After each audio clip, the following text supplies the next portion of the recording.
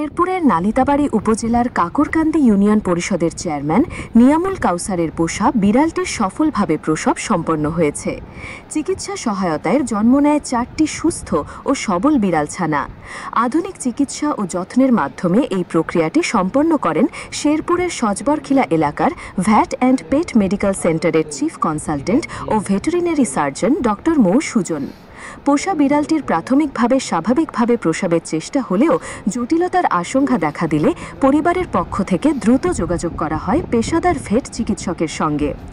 এরপর দ্রুত ক্লিনিকে নিয়ে আসা হলে ডক্টর সুজনের নেতৃত্বে পুরো প্রক্রিয়াটি অত্যন্ত সতর্কতার সঙ্গে সম্পন্ন করা হয়।